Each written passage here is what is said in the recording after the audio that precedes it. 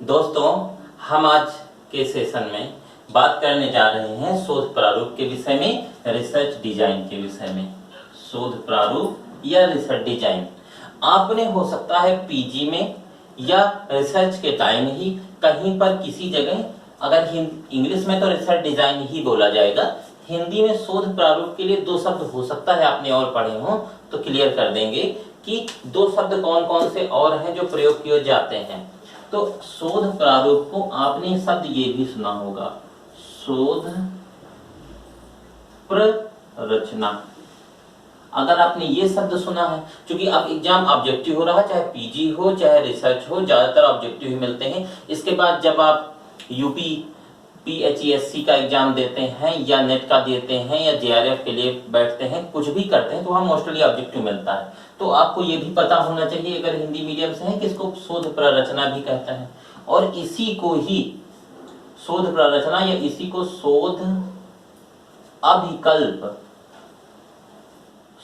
अभिकल्प भी कहा जाता है। तो पहली बात तो ये हुई कि आपने तीन शब्द जान लिए, शोध प्रारूप, शोध प्ररचना, शोध अभिकल्प। ये तीनों शब्द रिसर्च डिजाइन के ही हैं। रिसर्च तो आप पहले समझ चुके, पिछले वीडियोस में आपने जान लिया कि रिसर्च क्या होता है, कैसे होता है, कहां तक होता है। अब समझना ये है कि रिसर्च का प्रारूप क्या होता है। तो इसमें पहले इसके कुछ कॉमन कॉन्सेप्ट समझते हैं कि इसके कॉन्सेप्ट्स क्या हैं। किसके? रिसर्च डिजाइन के कॉन्सेप्ट मतलब है इसकी अवधारणाएं क्या क्या हैं, कौन कौन सी अवधारणाएं हैं इसमें जो आपको फेस करनी होंगी। पहला तो यहाँ एक शब्द हम समझते हैं कि प्रारूप क्या है। दूसरा हम समझते हैं कि प्रारूप मतलब डिजाइन क्या है। दूसरा समझते हैं मान्यताएं मतलब एजम्पशंस क्या हैं। और तीसरा हम समझेंगे पुनरीक्षण क्या है, मतलब रिव्यू क्या है, लिटरेचर रिव्यू, ये रिव्यू, वो रिव्यू, ऐसे शब्द आते रहते हैं। तो ये तीन शब्द हम पहले समझेंगे। तो पहला शब्द जो हम यहीं से उठाते हैं, तो पहला शब्द हमने क्या समझना है? प्रारूप मतलब डिजाइन। प्रारूप क्या होता है या डिजाइन क्या होता है? पहली बात, प्रारूप क्या है या डिजाइन क्या है? शोध अध्ययन से संबंधित गतिविधियों की संरचना का एक प्रविवरण। शोध अध्ययन से संबंधित गतिविधियों की प्रविरचना का एक पूरा जो सिस्टम है उसको क्या बोलते हैं? प्रारूप। ठीक, पहला। दूसरा हमारे पास है जिसको हम क्या बोलते हैं? संभावनाएं। क्या बोलते हैं? संभावना, जिसे इंग्लिश में बोलते हैं एजम्पशंस। दूसरा है एजम्पशंस। क्या होता है? तो जिन मुख्य बातों को आधार मानकर हम शोध करना शुरू करते हैं, ठीक, और परिणाम को प्रयोग सिद्ध बनाते हैं या बनाने का प्रयास करते हैं, उनको क्या बोलते हैं? संभावनाएं। क्या बोलते हैं? संभावनाएं। और तीसरा एक शब्द है जिसका नाम है पुनरीक्षण। पुनरीक्षण, जिसे इंग्लिश में क्या बोलते हैं? रिव्यू। रिव्यू क्या होता है?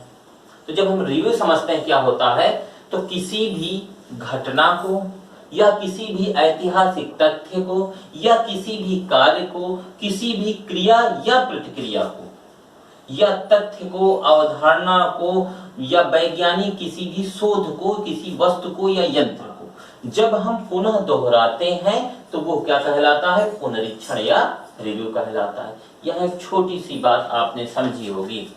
हमने इसमें कहा संरचना, शोध संबंधित किसी भी संरचना का प्रविवरण क्या कहलाता है? प्रारूप।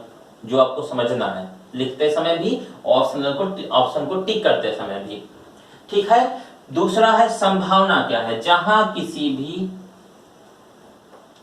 प्रयोग को सिद्ध किया जाए या किसी भी विचार को, किसी भी अनुमान को सिद्ध किया जाए, प्रमाणित किया जाए या सर्टिफाइड किया जाए या करने का प्रयास किया जाए, उसको क्या बोलते हैं? संभावना। आपने कुछ सोचा ऐसा हो सकता है, ऐसी संभावना है, फिर आपने उस पर काम किया तो वो क्या कहलाता है? एजम्पशंस। ठीक है, अनुमान। फिर है बात पुनरीक्षण। तो किसी भी कार्य को, क्रिया को पुनः दोहराना। ठीक, किस किस को? क्रिया को, तथ्य को, अवधारणा को या वैज्ञानिक सिद्धांत को, किसी भी चीज का आप पुनरीक्षण कर सकते हैं आदि। ये नहीं कि इसके बाद खत्म हो गया, कोई भी, चूंकि शोध हम किसी भी क्षेत्र में कर सकते हैं। हमने कहा था कि ज्ञान का वह क्षेत्र जितने भी ज्ञान के क्षेत्र हैं, उस किसी भी एक एंगल पर आप रिसर्च कर सकते हैं, वो रिसर्च कहलाता है। कि हम रिसर्च कर सकते हैं तो फिर हम उसका रिव्यू भी कर सकते हैं, पुनरीक्षण भी कर सकते हैं, किसी भी बात को दोहरा सकते हैं। क्लियर? तो ये बात यहाँ तक कि आपने समझी। ये छोटी छोटी बात है, अभी हम आगे बढ़ेंगे, पूरे वीडियो में पूरी बात करेंगे। अब समझना ये है कि आखिर रिसर्च डिजाइन की जरूरत क्यों पड़ी, क्या आवश्यकता है, क्या जरूरत है। जैसा आप जानते हैं कि शोध एक मानवीय प्रवृत्ति है जो वैदिक काल से चली आ रही है, आज भी चल रही है, कल भी चलेगी। क्लियर? हमेशा चलेगी, क्योंकि मनुष्य एक खोजी प्रवृत्ति का व्यक्ति होता है और खोजी प्रवृत्ति का व्यक्ति होने के नाते वह कुछ ना कुछ नई चीजें देखता रहता है।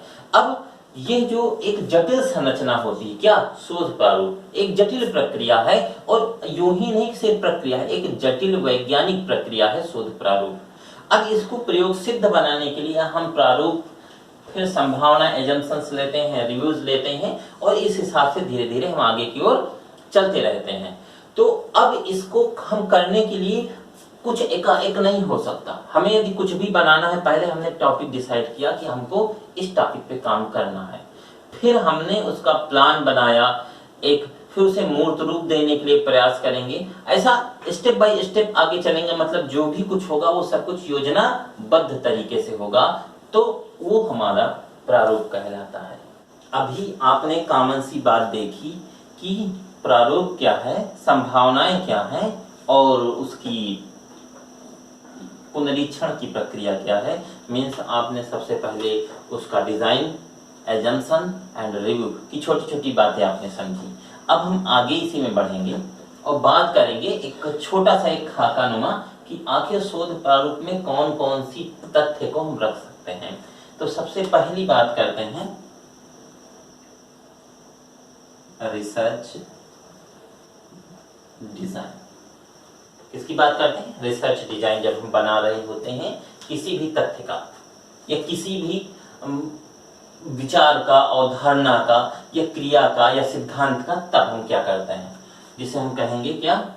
शोध प्रारूप।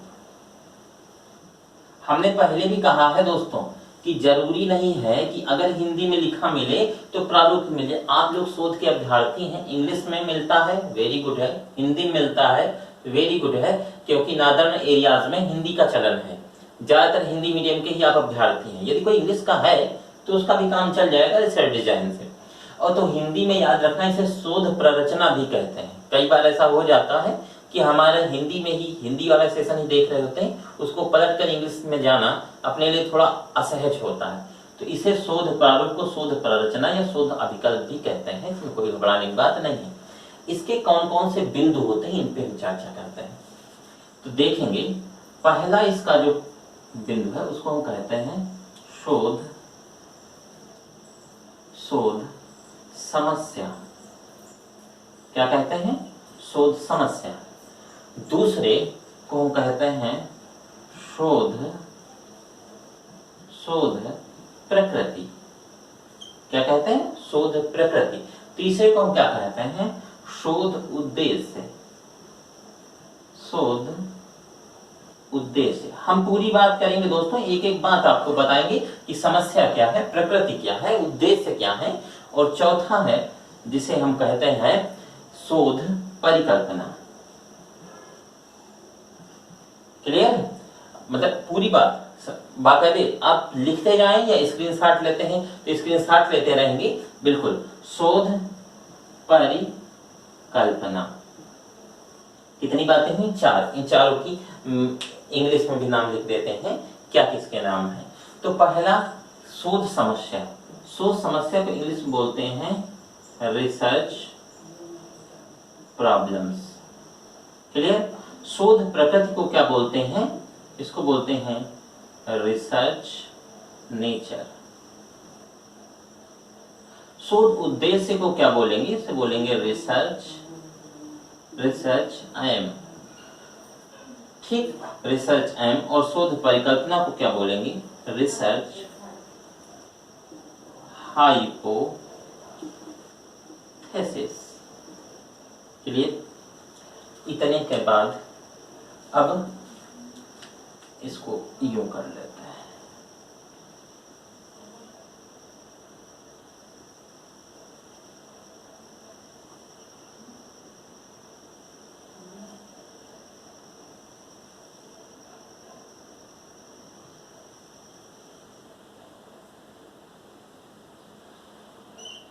क्लियर? कितने पॉइंट हुए? 4। इन चारों पॉइंट को समझते समझते अभी पूरी बात होगी दोस्तों, घबराना नहीं। हम चारों बातें आपको एक एक कर बताएंगे। देखिए, आपके सामने सबसे पहला बिंदु जो लिखा हुआ है उसको हम कहेंगे पहला, शोध प्रारूप जब भी हम बना रहे हैं, बहुत आराम से बात को समझिएगा, आप रिसर्चर हैं। जब सबसे पहले हम शोध प्रारूप बना रहे होते हैं तो पहली चीज होती है उस शोध की समस्या को जानना। सबसे पहले प्रॉब्लम क्रिएट करना। जब तक हम कोई समस्या हमारे मन में बनेगी नहीं तब तक हम उसका समाधान ढूंढेंगे नहीं। अब हमारे मन मस्तिष्क में अध्ययनरत रहते समय, पीजी में या पीजी के बाद या गाइड से मिलने के बाद या रिसर्च करते समय ही कभी हमारे मन में अपने विषय को लेकर के एक कोई बात आई। सपोज करते हैं हमारा विषय है पॉलिटिकल साइंस और उसमें हमने कहा कि यूनिफॉर्म सिविल कोड इंडिया में लागू होनी चाहिए थी, नहीं लागू है, जबकि अदर कंट्रीज में लागू है। हम भी एक सभ्य देश हैं, एक सभ्य सभ्यता है। जब से स्वतंत्र हुए थे तब से महिला और पुरुषों को मत देने का अधिकार था, तो आखिर क्या करना है हमारे देश में नहीं लागू हुआ। ठीक, ये समस्या है। मतलब ये समझिएगा, जो भी इंटेंशंस हमारे ब्रेन में क्रिएट होते हैं वो हमारी क्या होता है? समस्या होता है।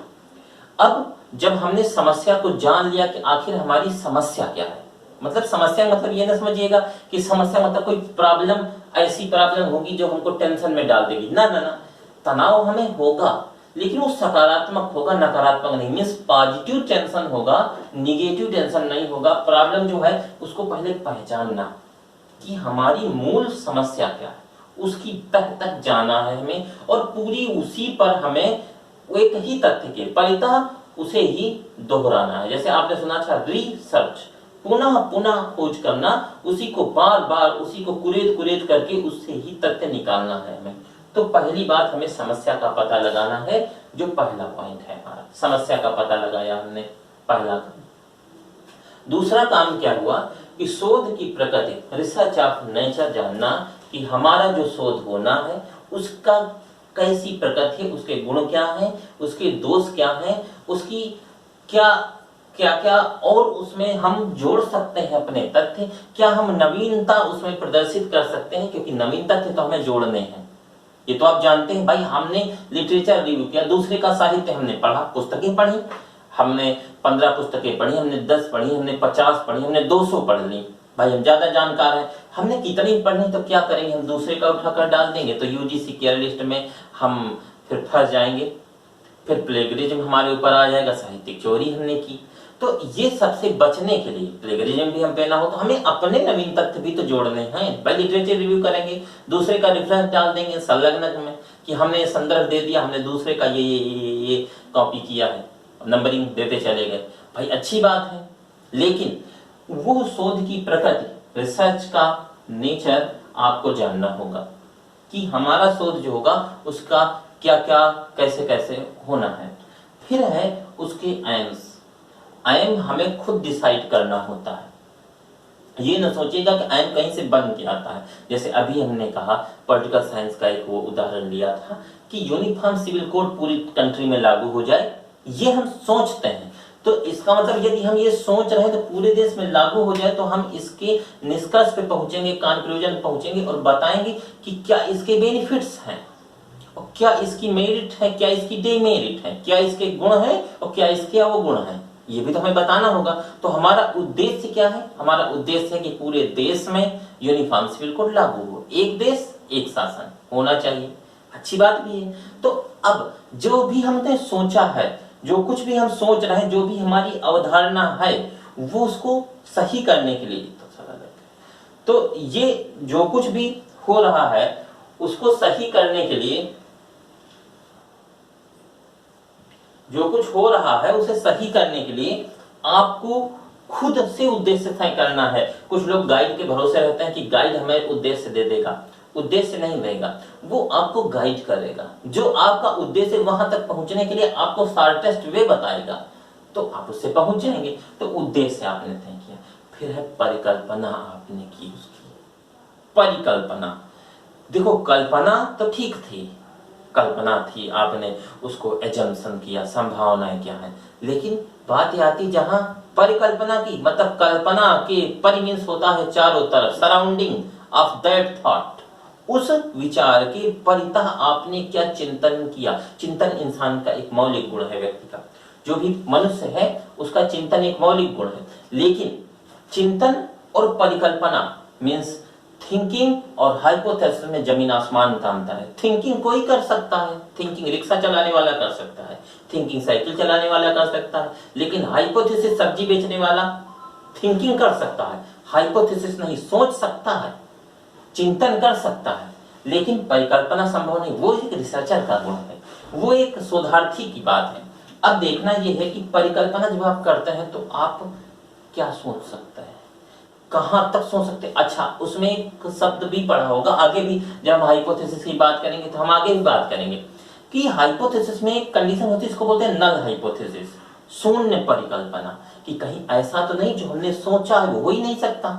जैसे स्वर्ग की सीढ़ी लगाना, विज्ञान में सब कुछ कर लिया, वैज्ञानिक सिद्धांत की बात करते हैं, तो हम ये बात करते हैं कि स्वर्ग यदि आदमी मरता है तो स्वर्ग ही जाता है या नहीं जाता है, इसकी शोध करेंगे। तो इसकी शोध करना ठीक है, स्वर्ग की सीढ़ी कहां से है, स्वर्ग का दरवाजा कहां से है, ऐसा कुछ होता है ना। तो ये मान लीजिए आपने ऐसी परिकल्पना की, तो ये कल्पना ही होती है, इसका कहीं कोई मूर्त सार ही नहीं। जब मूर्त सार नहीं है तो फिर गलत है। तो परिकल्पना करते समय शोधार्थी को ये चार चीजें शोध में जरूरी हैं। तो आपने बात समझी कि रिसर्च डिजाइन बनाते समय हम कितने तथ्य देखते हैं, चार तथ्य। शोध की समस्या, रिसर्च प्रॉब्लम या प्रॉब्लम ऑफ रिसर्च, शोध की प्रकृति, research nature, nature of research, शोध का उद्देश्य, रिसर्च के एम क्या है ना, एम ऑफ रिसर्च, और फिर है शोध की परिकल्पना क्या है, हाइपोथेसिस ऑफ रिसर्च या रिसर्च हाइपोथेसिस। तो ये चारों बातें आपने जानी, समझी, आगे इसके बढ़ेंगे। शोध प्रारूप की आपने छोटी सी बात समझी, जो खाका बना के अभी बताया गया कि शोध प्रारूप की समस्याएं और उसकी परिकल्पना, उद्देश्य, ये कैसे कैसे डिसाइड किए जाता है, ये बात आपने समझ ली। वो चारों बिंदु जो कि शोध का प्रारूप का मेन थाट है कि कैसे बनाना है। लेकिन जब बात आती है कि मीनिंग ऑफ रिसर्च डिजाइन क्या होता है, शोध प्रारूप का ओरिजिनल अर्थ क्या होता है, तो परिभाषा भी प्रासंगिक हो जाती है। जब परिभाषा की बात आए कि परिभाषा की प्रासंगिकता कहाँ तक बनती है, कैसे परिभाषा लिखी जाए, या परिभाषा में बहुत कुछ चीजें छिपी होती हैं उसके मीनिंग में, तो ये ओरिजिनल है जो कि चलन में मुख्यतः रहता है। तो पहला है, यहाँ से जो प्रारंभ है कि शोध प्रारूप शोध कार्य प्रारंभ करने से पूर्व, जो रिसर्च डिजाइन है वो रिसर्च वर्क स्टार्ट करने से पहले है ना, देखो बिफोर स्टार्ट रिसर्च वर्क, ठीक, शोध कार्य प्रारंभ करने से पूर्व निर्मित एक ऐसी योजनाबद्ध रूपरेखा है, a framework which decided in planning, जो कि एक प्लानिंग बनाकर आप रिसर्च डिजाइन करेंगे। निर्मित एक ऐसी योजनाबद्ध रूपरेखा है, कैसी रूपरेखा है? योजनाबद्ध रूपरेखा है। प्लानिंग के तहत आपको काम करना है कि हमें सबसे पहले वहां सर्वे के लिए जाना है, वहां हमें पहले प्लानिंग अपना पीपल डिसाइड करना है, फिर उससे हमें सैंपल निकालना है, उनसे हमें इंटरव्यू कंडक्ट करना है, वहां हमें ऑब्जर्वेशन के लिए जाना है, अवलोकन के लिए जाना है, उसका हमें टेस्टिंग करना है, परीक्षण करना है। तो हर चीज हम पहले एक खाका बना लेते हैं। कौन कौन सी किताबें, भाई हमने लिटरेचर रिव्यू किया होगा तभी हमारे दिमाग में विचार होगा, हमने दूसरों के साहित्य पढ़े होंगे तभी विचार होगा। यदि हमने साहित्य पढ़े हैं तो योजनाबद्ध ही तो रूपरेखा है। अगर मान लीजिए नहीं पढ़े, सपोज दैट हमने नहीं पढ़ी, तो फिर पुस्तकालय का प्रयोग करते हैं, लाइब्रेरी का प्रयोग करते हैं, या आपके पास आज के समय तो गूगल स्कॉलर है, रिसर्च गेट है, वहां से आप रिसर्च पेपर पढ़ते हैं। मतलब तरह तरह की और भी वेबसाइटें हैं जहां से आप डेटा कलेक्ट करते हैं, ऑनलाइन करते हैं, ऑफलाइन करते हैं। वो सब कुछ एक योजनाबद्ध में आ जाता। मान लीजिए आज तक आपने नहीं पढ़ा, सपोज दैट आज तक आपने कोई भी बुक नहीं पढ़ी, कोई नया आपके दिमाग में प्लान नहीं था, तो जब गाइड से आप मिले तो उन्होंने कहा कि चलिए आप टॉपिक डिसाइड कर लीजिए। टॉपिक डिसाइड करने के बाद आपके दिमाग में कुछ तो योजना बनी ना, प्लानिंग बना। नहीं बना तो बुक्स आप पढ़ेंगे तब बनेगी। मान लो तब भी नहीं बना तो फिर गाइड क्या करेगा? फिर आपसे यही कहेगा भैया ऐसा करो कि अब भाई डिजाइन कुछ तो बनाना पड़ेगा ना कुछ तो प्लानिंग करनी पड़ेगी, नहीं तो आपका रिसर्च पेपर और फिर आपकी डॉक्टरेट की जो उपाधि मिलनी है वो तो मिलने से रही ना। तो कुछ ना कुछ तो आपको सोचना पड़ेगा। कुछ विशिष्ट एवं निश्चित उद्देश्य, कुछ स्पेसिफिक और ओरिजिनल एम्स आपको लेने होंगे निश्चित। कुछ ना कुछ एम आपको डिसाइड करने होंगे। संबंध में शोध अध्ययन से संबंधित हो, और जो भी एम हो वो किससे संबंधित हो? आपके रिसर्च स्टडी से रिलेटेड हो। संबंधित किससे हो? रिसर्च स्टडी से रिलेटेड हो। और विभिन्न विषयों के विभिन्न पहलुओं को स्पष्ट करते हो या करती है, तो वो क्या कहलाता है? शोध प्रारूप कहलाता है। तो यहां तक आपने ये बात समझी। जो यहां से स्टार्ट हुई थी बात, वो यहां तक आपके पास आके पहुंची। अब देखेंगे, एक बार पुनः ले लेते हैं। शोध प्रारूप शोध कार्य प्रारंभ करने से पहले निर्मित एक ऐसी योजनाबद्ध रूपरेखा है जो किसी विशिष्ट एवं निश्चित उद्देश्यों के संबंध में शोध अध्ययन से संबंधित विभिन्न विषयों के विभिन्न पहलुओं को स्पष्ट करती है। उसे हम शोध प्रारूप कहते हैं। ठीक, ये थी आपकी मीनिंग ऑफ रिसर्च डिजाइन जो आपने समझ ली। इन स्टडी, अध्ययन करते समय जब भी हम कभी बात करते हैं किसी भी परिभाषा की, किसी भी अर्थ को जानने की, तो वहां एक मन में कौतूहल और एक उथल पुथल सी रहती है कि यह परिभाषा किसी वैज्ञानिक द्वारा कह दी जाए, जो हमें नेट एग्जाम में मिल जाए, जो हमें जेआरएफ की परीक्षा में मिल जाए, जो हमें आरएम की शोध पद्धति की पेपर में मिल जाए, क्योंकि ऑप्शनल होना है या डिस्क्रिप्टिव भी होगा। तो वहां परिभाषा दी होगी, गिवन होगी हमारे सामने, और कहेगा निम्न में से किस साइंटिस्ट ने बात कही, या इस साइंटिस्ट ने कही तो ये साइंटिस्ट की लिखी गई पुस्तक कौन सी है, इसकी लिखी गई कृति कौन सी है, ये कौन सी बुक इसने पब्लिश की। तो ये बातें रहती हैं, ये हम बात बताते हैं आपको। तो पहला हमारे सामने जो वैज्ञानिक लिखे हैं उनका नाम है आर.एल. आयकॉफ, जिनकी परिभाषा आपके सामने है। दूसरे हमारे सामने है पी.वी. यंग, जिनकी परिभाषा आपके सामने है। तीसरे हैं विमल शाह, जिनकी परिभाषा आपके सामने है। चौथे हैं एफ.एन. कालिंजर। इसके अलावा आपके पास जहोदा हैं, ड्यूक हैं, ये भी लोग हैं जिनकी परिभाषाएं रहती हैं हम लोगों के पास। फिलहाल इतने से काम चल जाएगा, ये महत्वपूर्ण है जो ज्यादा पूछी जाती है। देखेंगे, पहला है आर.एल. आयकॉफ। निर्णय लागू होने से पूर्व निर्णय निर्धारित करने की प्रक्रिया, ये पूर्ण गलत है, यहां पर पूर्व होगा। क्या होगा? पूर्व। निर्णय लागू होने से पूर्व निर्णय निर्धारण की प्रक्रिया को शोध प्रारूप कहते हैं। कोई भी निर्णय मतलब है कंक्लूजन पर पहुंचने से पहले, निष्कर्ष पर पहुंचने से पहले या डिसीजन मेकिंग के पहले हम उसका एक ड्राफ्ट बनाते हैं, एक फ्रेमवर्क तैयार करते हैं। क्लियर? तो निर्णय लागू होने से पूर्व निर्णय निर्धारण की प्रक्रिया को क्या कहते हैं? तो उसे हम कहते हैं शोध प्रारूप। क्लियर? ये बात आपने समझ ली। दूसरे हमारे पास है पी.वी. यंग। इन्होंने कहा शोध प्रारूप एक तार्किक एवं क्रमबद्ध योजना है। A reasonable and planning, reasonable and planning के तहत होने वाली प्रक्रिया है, जिसको हम क्या कहते हैं, शोध प्रारूप कहा जाता है। अब जब ये बात आपने समझ ली तो अब देखेंगे विमल शाह ने क्या कहा। इन्होंने कहा प्रत्येक अध्ययन में योजित किया जाता है, चाहे अध्ययन नियंत्रित हो। यहाँ इसके पहले एक थोड़ी सी लाइन और बढ़ा लेंगे। शोध प्रारूप के प्रत्येक अध्ययन में योजित किया जाता है, चाहे अध्ययन नियंत्रित हो या अनियंत्रित, चाहे अध्ययन नियंत्रित हो या अनियंत्रित, कंट्रोल्ड हो या अनकंट्रोल्ड हो, विषय परक हो, सब्जेक्टिव हो या उद्देश्य परक हो, एमेबल हो। क्लियर? वो किसके अंतर्गत आता? शोध प्रारूप के अंदर। ये बात विमल शाह ने कही। FN कलिंजर ने क्या कहा? इन्होंने कहा शोध प्रारूप शोध की एक योजना, संरचना एवं व्यूह रचना है, जिसका प्रयोग शोध से संबंधित प्रश्नों के उत्तर प्राप्त करने एवं विचारकों पर नियंत्रण रखने के लिए किया जाता है।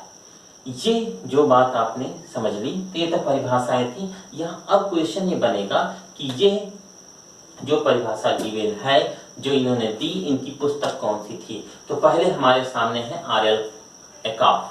इन्होंने जो पुस्तक बताई थी, उस पुस्तक का नाम है the design of social research. इनकी पुस्तक का क्या नाम है? इनकी RL एकॉफ की पुस्तक का नाम, इनकी पुस्तक का नाम है the design of social research.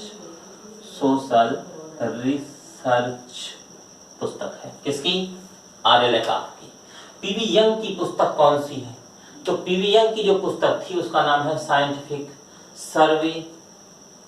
इनकी पुस्तक का नाम है साइंटिफिक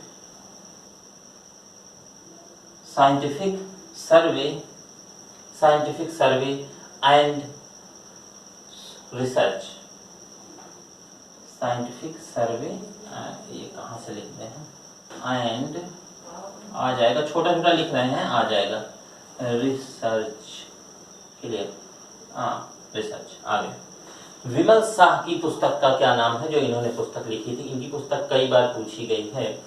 इनकी पुस्तक का नाम है research design and strategy. Research design and strategy. Clear?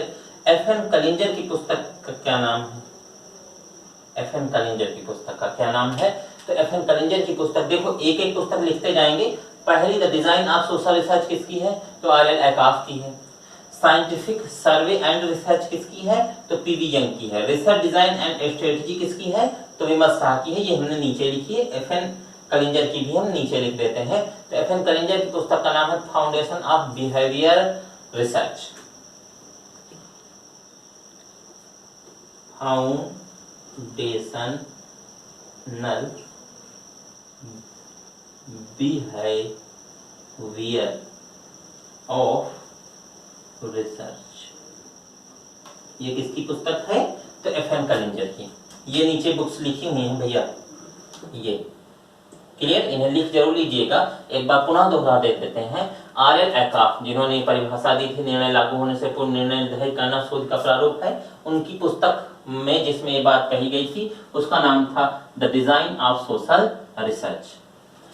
जो PV यंग की पुस्तक है, जिसमें उन्होंने शोध प्रारूप एक तार्किक और क्रमबद्ध योजना है, उसकी पुस्तक का नाम है साइंटिफिक सर्वे एंड रिसर्च। विमल शाह, जिन्होंने कहा था योजित होना चाहिए, चाहे नियंत्रित हो या अनियंत्रित, चाहे विषय परक हो या उद्देश्य परक, तो इनकी पुस्तक का नाम है रिसर्च डिजाइन एंड स्ट्रेटजी। और FN कलिंजर, जिन्होंने योजना, संरचना और व्यूह रचना के तहत बताया था शोध प्रारूप को, तो इनकी पुस्तक का नाम है फाउंडेशनल बिहेवियर ऑफ रिसर्च।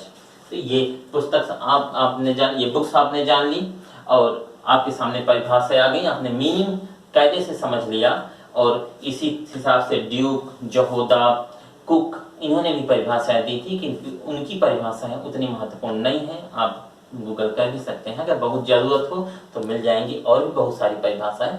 तो आपने कॉन्सेप्ट जान लिया, आपने मीनिंग जान ली। मिलते हैं अगले वीडियो में, तब तक के लिए नमस्कार।